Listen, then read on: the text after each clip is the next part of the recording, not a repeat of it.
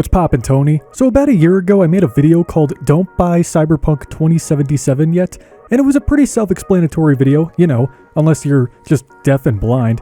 Cyberpunk was in development for 10 years, and after constant years of delays and pushbacks, CD Projekt Red, the developers, decided to release the game in a very broken and unpolished state. You know, kind of like your parents' marriage. I'm talking crashes, an extreme lack of content that was promised during press conferences.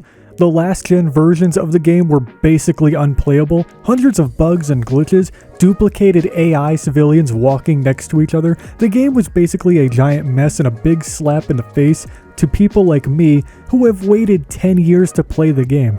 It would have been more pleasurable if the developers just took a shit in the game case and just sent us that instead of the game itself. So when Cyberpunk 2077 released last year and the game reviews were coming in, I decided to cancel my pre-order as soon as possible and just wait it out because the game was so broken at the time and I didn't want to play a broken game. But I wanted to believe deep down that the developers at CD Projekt Red were going to fix their mess and produce expansive content that not only should have been in the game at launch to begin with, but more content on top of that. I really wanted this game to succeed. Let me put it to you this way. Cyberpunk 2077 was like my child playing soccer, and I was the supportive soccer mom, and I showed up to every freaking game that my son played, and I screamed not only at the parents at the game, but at their kids too, because I believed that Cyberpunk, my child, was going to kick everybody's ass and be the best player out there. My kid is better than yours. Oh, your kid's been playing soccer for 12 years? Yeah, guess what? I don't care. Your kid sucks and mine's better. And then the launch of Cyberpunk 2077 was like my child running to kick the soccer ball into the enemy's net and score for the team, or however the f you play soccer. Nobody knows how to play soccer. It's a dead sport. And instead of my son making that goal, he ends up tripping over the ball and breaks his whole face, and then all the parents that I made fun of start looking at me and start saying, yeah, okay, our kid sucks. Look at your stupid idiot kid who just fell. Yeah, that was basically the launch of Cyberpunk. I was telling everybody that it was going to be such a great game, and then when the game launched, it was broken,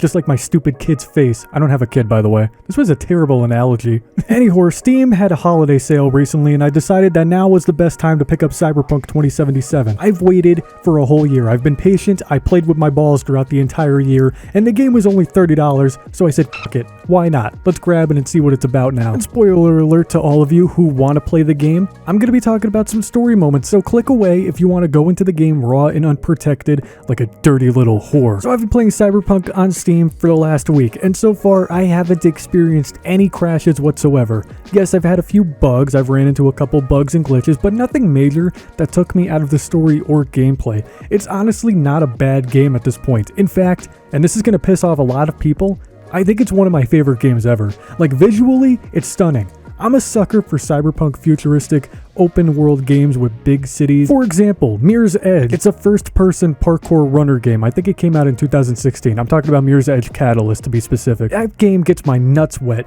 because of how vibrant the landscape is. So when I look at Night City, I nut all over my room. And I'm not even exaggerating, I just nut all over the place. It's so gorgeous. The gameplay is great too. I mean, slap my knee, kiss my horse on the mouth. I really love the gunplay a lot too. I love the feeling of shooting a pistol or a machine gun or an energy weapon. Any weapon in the game essentially just feels really good, and I love the story too.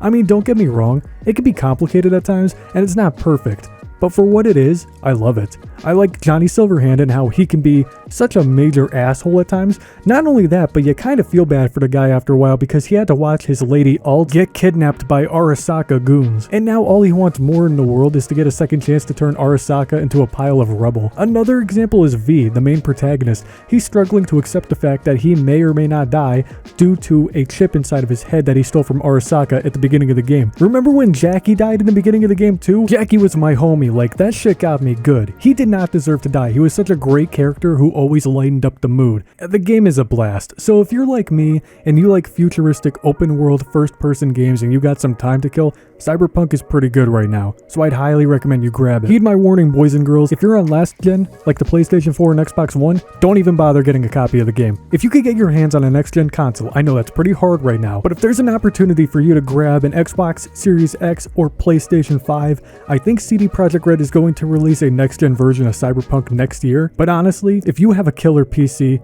get it on PC. PC is the best way to go. But like I said, if you can get on next gen console, grab the next gen version of Cyberpunk when that comes out next year. Now for PC, I don't believe that the Steam sale is currently going on anymore, but keep an eye out for a deal online. If you could get Cyberpunk for $30 like I did, then do it. It's not a bad game at all. Like I said, I think it's one of my own personal favorites now, and I really hope that the developers will try to not only polish up the remainder of the game, but bring in some very expansive content that will give Cyberpunk some new life. Like, I want this game to pull a No Man's Sky and become a classic. For me personally, I want more story content, and I want a lot more customization options, like customizing apartments, customizing my character more, like getting a new haircut if I want to, like in GTA 5, where you can get a new haircut, or you can go and buy new clothes and stuff. There's currently no multiplayer in Cyberpunk, but I think that Cyberpunk could totally pull a GTA 5 online and just have it become like a sandbox for like 20 players to play all over the map. I don't know, those are just some ideas for me. There's plenty of other ideas out there floating about that I am personally into, but you know, I just don't want this game to die. So hopefully more people grab Cyberpunk on PC and realize that it's a good game, and hopefully the developers see how much more supportive the fan base is becoming to the game, and hopefully they'll put more effort into making this game even better. But with that out of the way, thank you all for watching. I hope you enjoyed. Leave a like on the video right now, or I'm going to call your mother and tell her that you're just a bad kid who's bad at soccer. Subscribe to my channel. Click the bell icon. Follow me on all of my social links and join my Discord server. Links are in the description below. Have a great day, everyone. And remember that Cyberpunk is actually a pretty good game now.